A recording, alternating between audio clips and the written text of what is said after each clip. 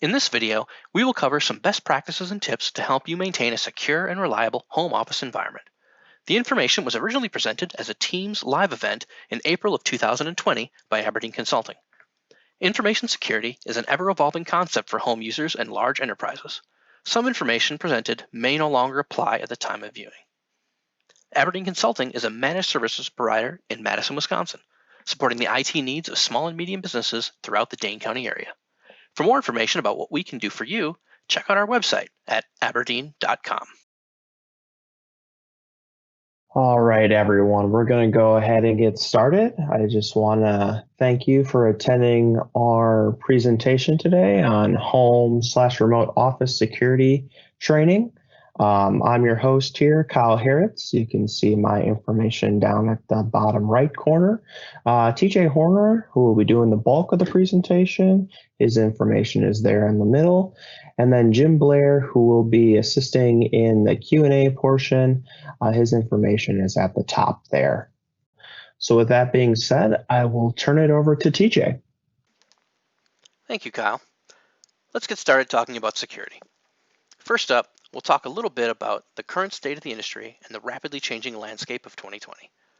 Then, we'll spend some time talking about ways to improve your home environment with specific emphasis on safety while working remotely. Then we're going to talk about passwords, password management, and multi-factor authentication, wrapping everything up today with some ways that you can stay informed and educated going forward.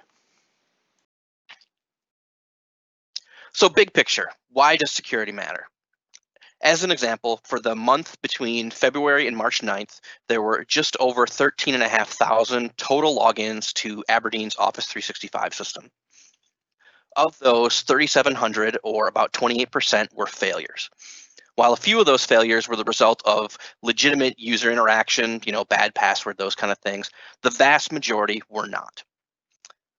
While numbers are easy to quantify, they're not always easy to understand. In this image, you can see the origin of those failed logins. Visualizing these logins brings the issue into much sharper focus. We can clearly see a significant number of failures originating from South America, Eastern Europe, and Southeast Asia. The threats to your organization's accounts are real and ongoing. This isn't the result of something specific. This is just the normal traffic that's occurring. As enablement technologies for remote workers have been pressed into service at huge scale, many organizations, big and small, have been unable to perform their normal due diligence and testing. This urgency and the make it work push has left many organizations scrambling to either repair or secure systems while they're already in production, or in some cases simply leave known issues unaddressed because they need to have their workers able to function. As you can imagine, this kind of environment is ripe for exploitation by the quote-unquote bad guys. New targets of opportunity. Well, one big one is Zoom. Zoom has been around since 2011 and commands 1/3 of the global web conferencing market. Even with that commanding lead, the unprecedented growth from COVID-19 has brought many of the previous issues that Zoom had to the forefront and has shown a bright light on their user security practices, like having no password meetings, not doing good link checking, and a number of other issues. Zoom's core design philosophy and what set it apart in the marketplace was easy to use and focus on video. Well, that's great. It helped them get that huge lead in the market. But they iterated their technology quickly and without a strong focus in some of the other aspects that are required in today's world.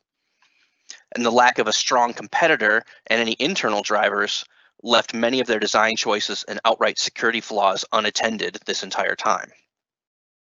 Just this week, a zero-day exploit in Zoom software was found for sale on the dark web for about $500,000. $500,000. And this is hot on the heels of a report from last week where over 500,000 active Zoom accounts were also being sold off for about a penny apiece.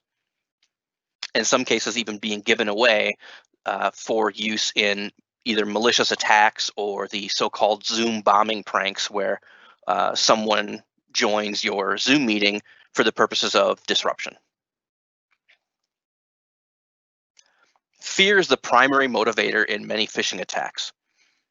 COVID-19 phishing and malware attacks have become the flavor of the day and can range from the more traditional account phishing and spoofing to malware directly targeting finances, infrastructure, and even stimulus funds being released by many governments, not just here in the US. For example, the source code for an old malware called ZooSphinx was released to the public in 2015, where it was effectively silenced by antivirus and anti-malware vendors. Once the code is released publicly, everybody can stop it and no big deal. After some retooling, however, it's been given new life as a COVID-based malware targeting financial institutions here in the US as well as all across Europe, with the goal of obviously stealing either stimulus funds or banking information at a time when many people are very realistically worried about their financial security. Moving on to just platform, Windows 7 is no longer supported. It can no longer be considered a safe platform for any operations connected to a production network, and that includes your home network. While enterprise users can opt into a slightly pricey extended support plan, there's no equivalent for you at home. So if you've got Windows 7, it's got to go. As predicted, there was at least one new zero-day exploit, and that's an unpatched exploit or bug that was made public each month since it went out of support in January. Something to keep in mind, if your PC is a little bit newer, but for whatever reason still has Windows 7 on it, it's possible that you may be able to upgrade it with either small hardware tweaks or simply purchasing the Windows 10 upgrade and installing that. Generally speaking, if your computer is still running Windows 7 and is more than 4 years old, you're probably going to be looking to replace it outright. Securing your home network. The biggest thing for your home computers is to ensure that you have the basics down. Securing your home network has never been more critical. There are a wide array of solutions available. For home users, vendors have adopted more of a freemium model, like you would see in a mobile game or a mobile app, providing either stripped down versions of their flagship products or ones that can be added on to for a small fee. They use premium service editions like identity theft protection, maybe including password management capability, VPN software, or other services to entice you to pay for their full product. What should you use? Well, there's no singular best answer. Unbiased reviews of the market leaders almost always end or begin with, these are all good products, because, well, in most cases, they are all good products with different approaches, slightly different interfaces, and maybe just different feature sets and price points that they operate at. Right now, it's more important to have protection and to keep it current and up to date than which specific one you choose in most cases. Some good examples of products that work well at home are Bitdefender, both the free and paid for versions, Norton Antivirus, which is only a paid for product, the Sophos Home or paid products, and one that I kind of skipped over there in the middle, the Malwarebytes premium software. You can consider that a full AV and anti-malware package and use it as its own thing. The Malwarebytes premium platform has grown into a market leader in the home user space and is something that you can readily trust. Any of these packages, again, are better than nothing or better than something you're not keeping current. A study published in late 2018 showed that approximately 79% of router and firewall devices that were used in the home were not only vulnerable to known attacks, but actually under active attack.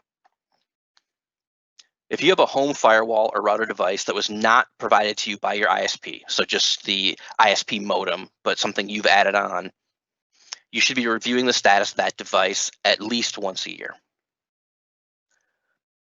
To start with, always use unique passwords and make sure to document everything. The default passwords for almost every router device on the market are freely available within a few seconds on Google. Make sure you disable remote administration. While it can be useful, it's almost always insecure in some way and not patched by the manufacturer. And this leaves basically the welcome mat open for active exploits that might be running. And this is one of those things that study found was if someone had remote administration on, that left their home internet exposed to all of the scanners that were running, and then when they were located, an attack was executed. Verify that your device is still getting software support from the vendor. The easiest way to find that out is to just look at the back or the bottom of the device, look at the model name and number, and put it into Google with the words firmware update or software update included. You'll almost always get redirected to the manufacturer's page, maybe even the page for how to do software updates or to how to turn them on in the operating system of the device. Any home firewall that you've purchased that's older than 5 years should probably be replaced. Consumer devices are not treated the same as you would an enterprise device. Often when we sell a firewall to a customer for their business, we're looking to get 5, 7, or even 10 years of life out of it because the devices and the support are there and they're guaranteed to be there.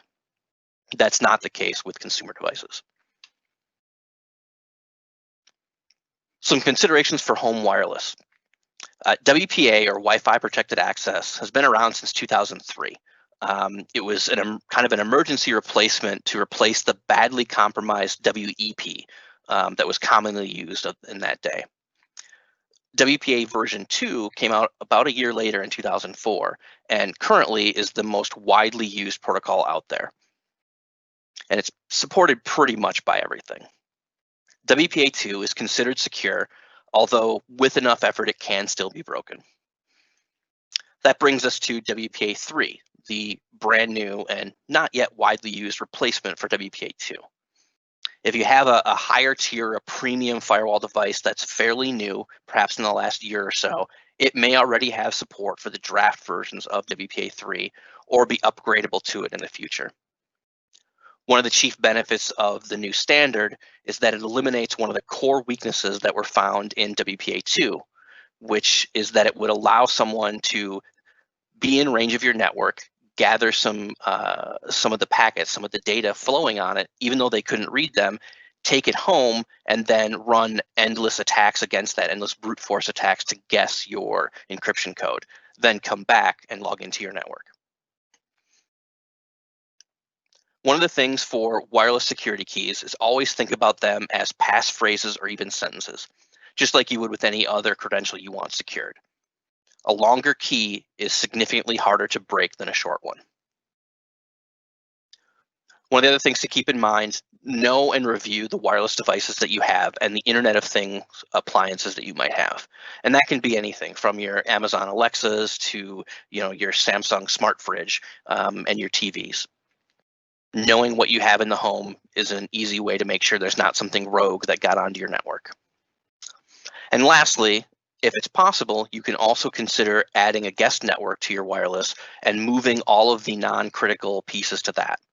And what that'll do for you, just like in an enterprise network, it will segregate out the devices that don't need to see your computer or your computer's data from those that do.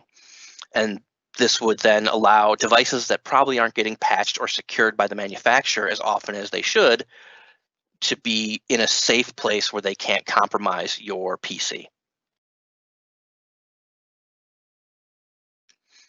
I kind of alluded to it a little bit ago, but consumer level firewalls and routers are considered disposable tech, just like an alarm clock or a toaster. Most have life cycles as short as 1 year from the time they're released and are usually developed with as little investment as possible year over year. Manufacturers often reuse buggy software from previous models without any redevelopment or repair of known flaws or existing issues. Unless they fundamentally change the hardware from model to model, they rarely retool the code just to save time and money. In most cases, they weigh the risk to their consumer security as minimal compared to that cost. And a good example of this is in 2017, a lawsuit brought by the FTC alleged that manufacturer D-Link, which is one of the common manufacturers of router and firewall equipment, failed to take reasonable steps to protect their routers and IP cameras from widely known and reasonably foreseeable risks of unauthorized access. And what they were referring to was a known bug where D-Link cameras and some of their routers exposed access to the actual data and feeds of their customers with no effort from the attacker. Nothing had to be clicked, nothing had to be hacked. It could literally just be logged into. Well, that's all great, but what should I get then? Well, we can't give you a great recommendation for this is the one device that's going to solve all your problems, but we can say that flagship devices, and these would be the more premium versions of hardware from companies like Asus, Netgear, or Synology, while perhaps a little bit pricier than the bargain options, are consistently considered at the top of the products each year. And what's more, they also support their devices for a longer timeline than most manufacturers. Some of the flagship products from both Asus and Netgear have up to 5-year warranties and continually get software updates for many years. Synology only has 2 router products. I actually own their first generation one, and it's still supported to this day. Their brand new product will be supported for at least 10 years from release. So staying safe while you're working remote. There's a lot of different ways, so we're going to kind of walk through some of the options that you may be familiar with or may even be using right now. The first and most common example is a VPN, or a virtual private network. The intent of a VPN is to provide a secure channel from your home computer or your home network to your workplace and shield it from both prying eyes outside of your company, but also anyone intercepting that traffic. In almost all cases, it implicitly trusts all the communications sent between those 2 endpoints. In the event of an infection or an issue on your home network, there is a risk to your workplace network because there's no filter or buffer in between. It implicitly trusts your laptop. If your laptop is compromised, any of that data transmission or malware potentially could travel down that tunnel to your workplace.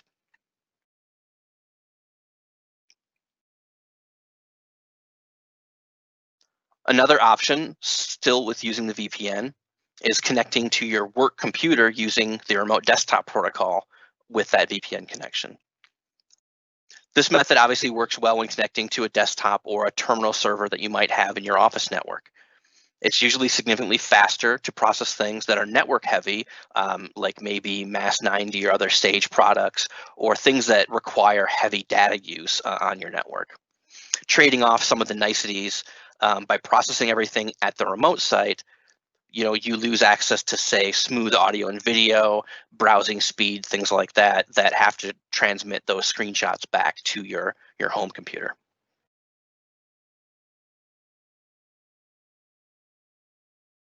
While reduced risk, there are still situations where malicious activity inside your home network can jump to the remote station because the VPN conduit is still the same.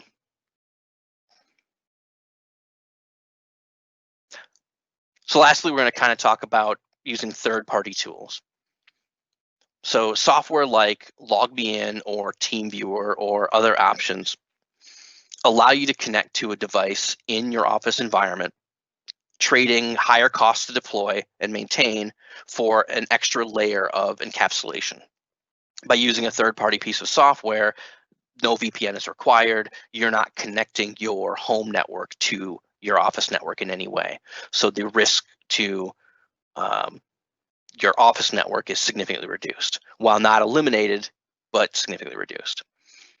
Unfortunately, though, the cost for that can be significant.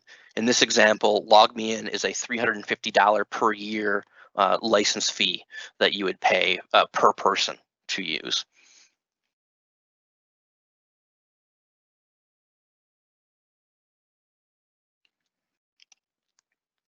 So before we move on to talking about cloud-only environments, I did want to follow up. So those last 3 slides painted a kind of murky picture to using secure communications at home. However, all of those options are still completely viable and good. They just reinforce the need for you to take precautions and to take your home networking security very seriously, because there is still a risk in all of those options. So having proper antivirus, having secure wireless keys and things like that, make sure that your home network is not the issue or a issue of concern when connecting remotely. So the fourth option, the one that's wholly dissimilar to the other three that we've talked about, is the issue of cloud first or cloud only networks, or cloud first or cloud only organizations. So in this scenario, access is isolated to each user. They're in their own kind of silo. Most services have built-in protection and recovery options if something happens on a service by service level, and they're rarely connected to one another. So damage to one does not impact the other. And they usually don't require any sort of connection back to your office network. We work with several organizations, including ourselves, who are cloud first or cloud only. And what that actually means is they have few or even no on-site servers or data systems, instead using all cloud-based or cloud-hosted technologies. And in the past, the primary driver for many of these organizations was the ability to truly work from anywhere. So their staff didn't have to be bound by an office, or staff in multiple locations in, Wisconsin or even outside of the state all had the same experience. When utilizing industry-leading vendors, so utilizing things that are mainstream and security best practices like multi-factor authentication, your organization and users can become isolated nodes in that infrastructure, individually secured from possible assault, but still able to collaborate with those tools. So if it's possible, it's a really good option to help reduce risk. Unfortunately, this is not a perfect solution either. Issues like performance, cost, and compatibility with some of the apps you might use or require to run your business are still prominent, and in most cases severely limit how far into the cloud that you can go like this. It's rare that organizations can easily make the jump to cloud only in their structure. We've been doing much more work in the last few years with cloud first scenarios, where the first choice is a cloud service and the second choice is on-prem. And you'll see a big example of that with Office 365 becoming the core messaging and email and collaboration hub for many, if not all, of our customers now. By taking the requirements to host an Exchange server or other email server at your location, you've both saved money and significantly reduced your risk. So lastly, we want to talk a little bit about some of the third-party VPN services or privacy VPNs that you might have seen. If you spent any time on YouTube or other social media platforms in the last few years, you've probably been exposed to an ad read for some flavor of VPN. They're often touted as a means to protect your privacy and secure your data from dangerous hackers and other prying eyes. While not necessarily false claims, the reality isn't as clear-cut as the social media influencers might imply. From a privacy standpoint, all you are truly doing is hiding certain information from your internet provider and handing it over to the VPN vendor you've chosen. You're not really hiding much, you're just giving it to a different party. Most of these companies are based in foreign countries with significantly different privacy laws than the EU or the US, obviously by design so that they can provide the services. The notable exception to that is the Norton Secure VPN, which is based here in the States. In truth, outside of a few edge cases for mobile security or places or people that use insecure wireless hotspots often, these VPNs offer little actual benefit for everyday use and have absolutely no benefit for home and office workers.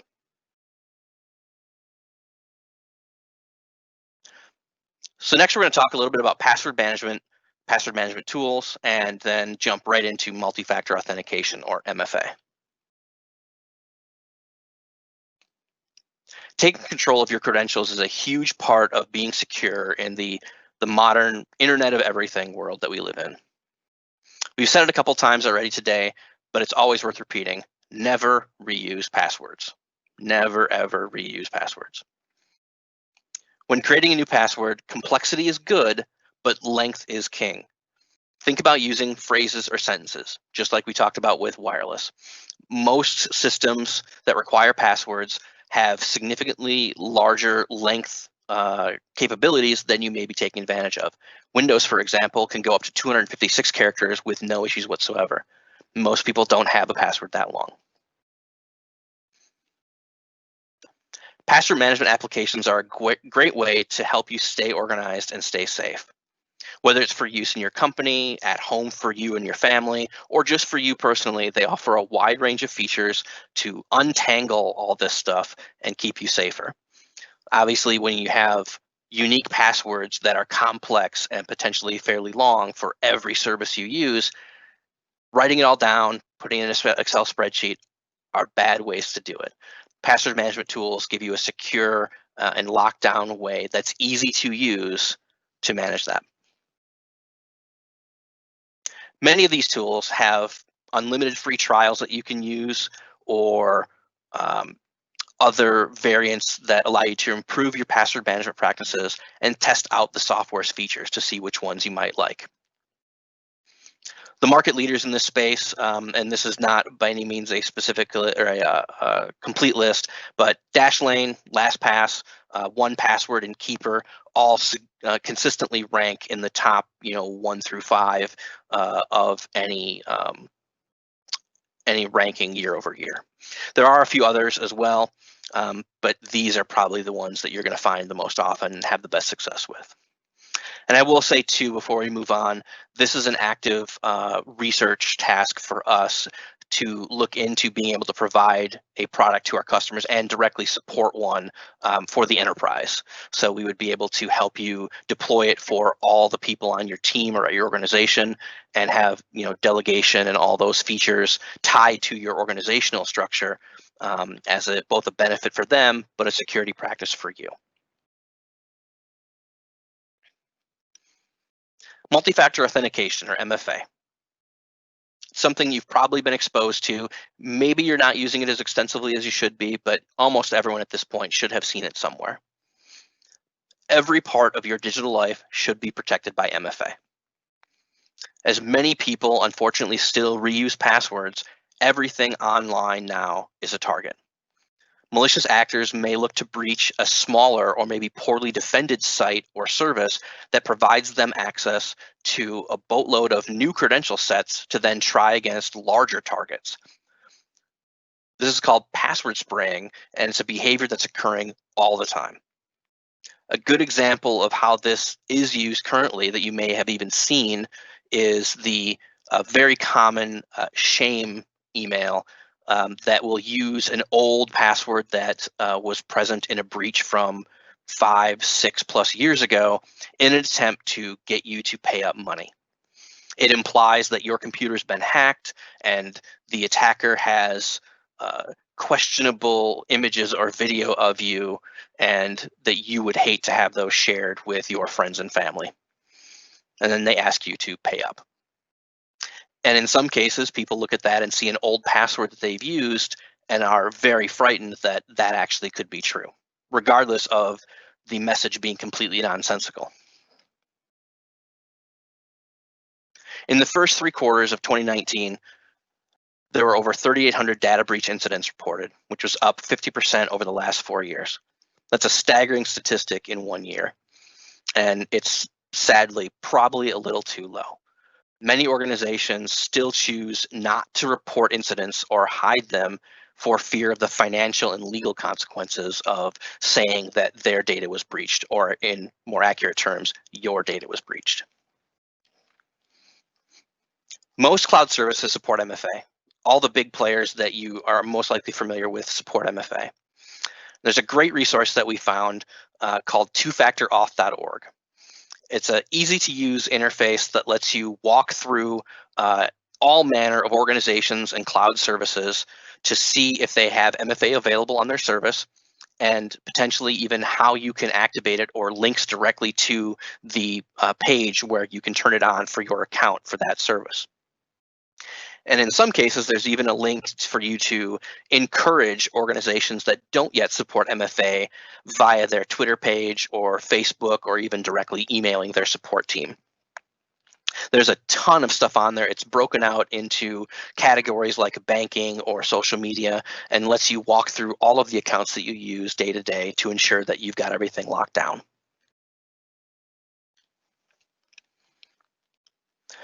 Something we can't really stress enough at this point is do not use email systems that do not provide MFA. And by do not use, we mean do not have data in them. You may have them, they may be required. In the first example here, Charter and TDS are both local examples here that you may have for your internet provider. They don't have MFA, but you still have to have those accounts. Now, the easiest thing to do is not use them, but you can redirect them to a more secure email type like Gmail, Outlook.com, Office 365, and make sure you have MFA enabled on those. That ensures the data that you're passing through that email account is secure. And if someone compromises your TDS account, all they can really do is mess with your service. There's no password resets they can use, no accounts that would go through it except that service provider account. If there's any critical service that you access and that doesn't provide MFA support, you need to take responsibility and reach out to them and let them know it's a problem. And by critical services, we're talking about things like banking, credit cards, investment accounts, really anything that has to do with money, medical records, anything along those lines that has your personal private data or has access to that data must be protected by multi-factor authentication. At this point, the risks are too great not to. Thankfully, I don't know of many, at least in central Wisconsin, many services, whether it's medical or financial, that don't offer that protection. So it's really just a case of making sure you've activated it.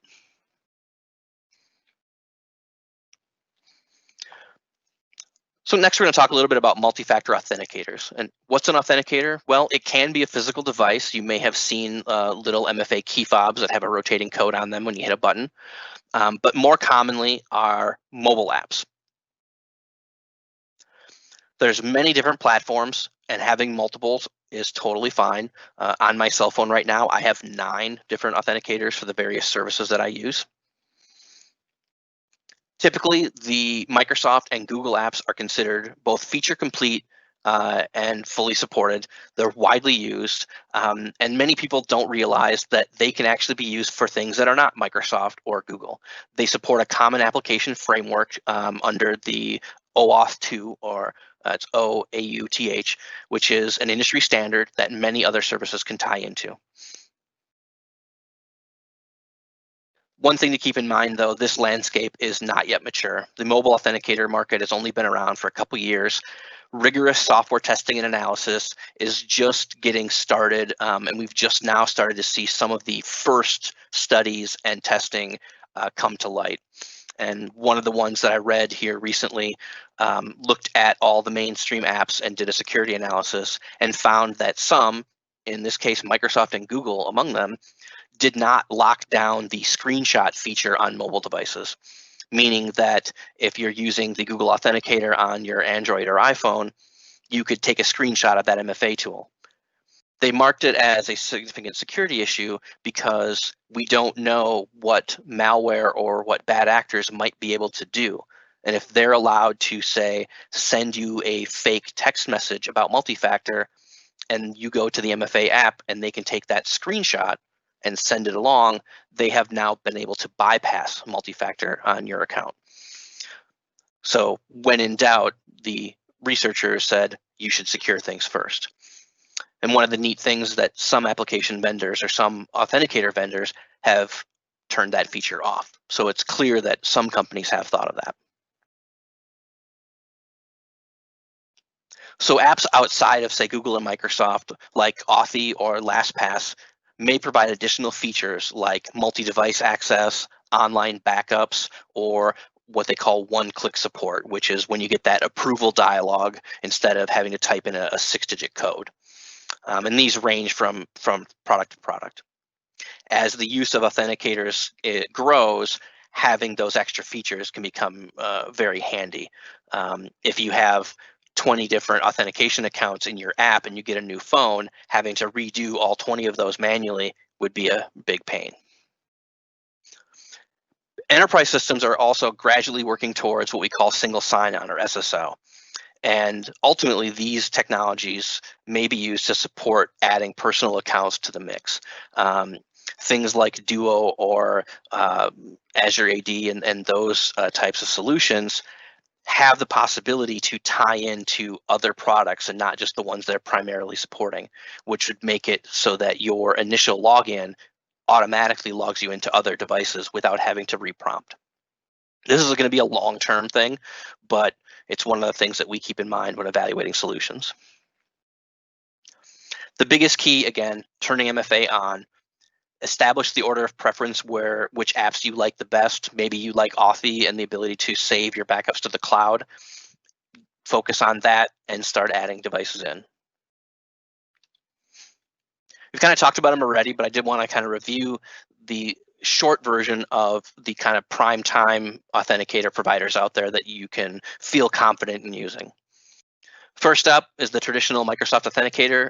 If you're an Office 365 customer and you work with us, you've probably seen this many times. The big feature with this is that if you're connecting to a Microsoft service, it provides that nice approve deny instead of having to use the code version of it, saving you time and effort. The Google Authenticator, which if you are a Gmail user, you've probably seen this. Many other services have used this as well. And as I mentioned previously, the things that you can put in Google and Microsoft are not limited to just those things. In both of my Microsoft and Google authenticators, because that's 2 of the 9 that I have other accounts that are in there because they're supported. LastPass is another great example. They do a really good job with their product as well. If you are also a LastPass subscriber, there's added benefits. Not only is the authenticator available on all the platforms, but it also ties directly into the other properties that LastPass owns, similar to how Microsoft has extra features for Microsoft sites. So when you're using things like LogMeIn or the LastPass management application, the password management application, you get that nice one-click support as opposed to a code. Authy is another one that's growing in popularity and is pretty useful.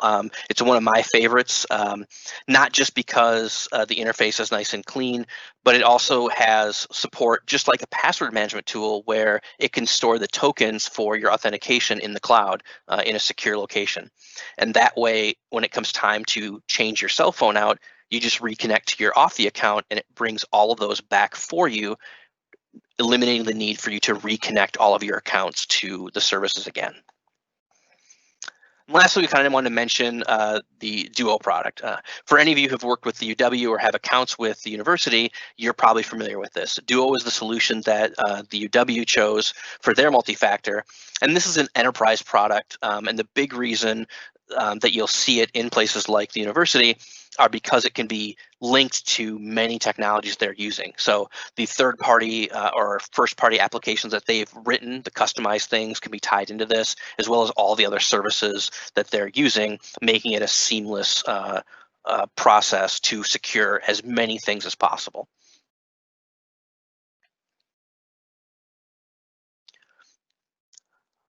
So we'll wrap up today talking about ways that you can stay informed.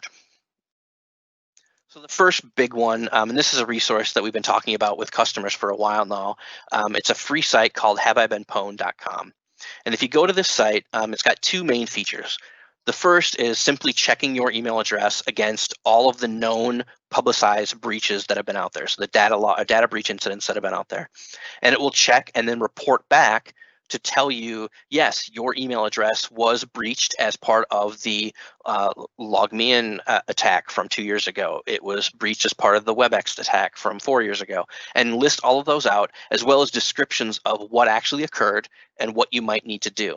And if you see anything on that list that you haven't changed your password for recently or something that's come up, it gives you a good reference to go and fix those accounts as soon as you can. The second half of what it can do is actually give you a reactive alert if your account appears in a new breach incident. So the site, amongst others, maintains a database of these accounts. And anytime a new breach occurs and is publicized, they get that data integrated into their system. So when your email address shows up, they send you an email saying, hey, this just happened. This is something that Jim has been using for quite a while, and I believe he told me after the last iteration of this seminar that he had at least 2 different emails in the last year from this service on his account. So those are new things that happened that contained his email address. So very useful, and is a great free and easy way to help keep you in the loop on things that concern you.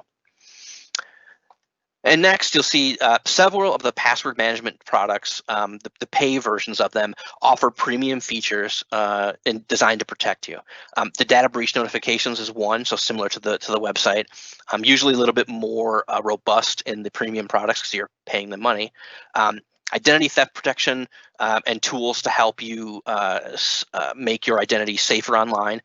And then credit safety and monitoring tools for your credit history and your credit score and things like that. All of these vary from product to product, and they're one of those ways that each manufacturer looks to differentiate themselves in the marketplace to say, hey, you should buy Dashlane because we have these features that we give you as part of the product, not just the password management tool. Another great resource for us Wisconsinites comes from the Department of Agriculture, Trade, and Consumer Protection. I know it's an odd combination, but it is what it is, and I will say they've done a really good job.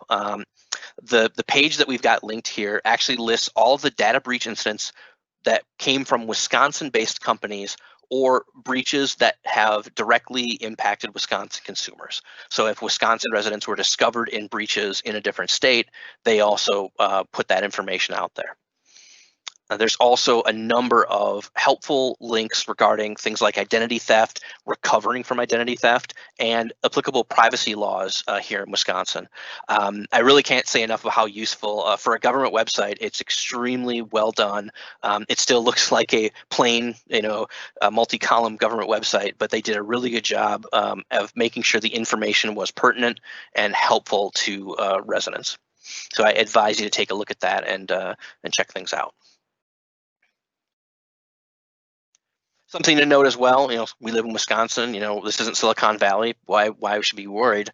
Well, already in 2020, and it is now May 16th, April 16th, a little skipping ahead there. There's already been a major ransomware attack in Racine, a significant malware attack in Oshkosh, and a serious data breach incident in Washington County. And that's just in the first 3-ish months of the year. And there's been multiple other ones, but these are notable ones that actually caused significant financial impact and downtime for the cities involved and the police department involved. So it absolutely is happening all over the place here in Wisconsin. It's kind of a special note about COVID-19 specifically. Obviously, we're all well aware of how serious the threat is right now. But the Cybersecurity and Infrastructure Security Agency, or CISA, released an alert in early March regarding the expansion of COVID-19 threats in the digital world. They really kind of reiterated all the things that we've been telling customers for a few years now. Don't click on links from unsolicited emails. Be wary of any attachment that you might receive, especially if you don't know who it's from. Make sure you use trusted sources, legitimate government websites, or other things that you trust to get up-to-date, fact-based information about COVID-19. Don't follow a random link you see on Facebook. Don't follow random things you might get in the email, especially if you didn't sign up for it to get that data. Or if you do, go to the site manually. So if there's a link that says this is going to go to the CDC website, maybe just type that link into your browser manually as opposed to clicking on the link. And this is an important one that applies to anything, regardless of the current scenario. Never reveal personal or financial information in email. Email is not a secure platform for that data in any circumstance. You can only control the security level of the email from your computer to your messaging server. So if you're a customer that uses Office 365, that's a secure pathway until it gets to Microsoft. Where it goes from there may not be. and there's nothing you can do to control that. So if you put in financial records, social security numbers, or anything like that, there's a potential it could be intercepted and read as far down as to the end user. And my phone was not on mute. I apologize. And the last thing they mentioned, obviously with this pandemic, there's many people in need, and many people that want to try to help them because they have the means to do so. They advised that you should always verify the authenticity of any charity that's out there before donating. There's a number of them. I've seen ads for them as well, of new things that have come up directly in response to COVID-19 that didn't exist, 2 months ago. So we've linked a website there on the FTC's webpage that talks about ways that you can go about searching and verifying the validity of any charitable organization that you might want to give money or support to. So we're not going to go through these links. This is something, as we conclude this web series, we'll be posting a new resource on our website with both recorded versions of the presentations, but all of these links that we've talked about and references and guides for folks to review long after we're done doing these live. So this page and all the links present here will be on that. These are just a lot of helpful things we found with regards to both working from home, how it's impacted in the COVID-19 era and things like that, as well as ways that you can look at your router security and try to keep things in your home secure. That concludes our presentation for today. I'd like to thank you again for joining us in today's Teams Live event. For more information about securing your home office environment, please visit our website at aberdean.com. That's aberdean.com.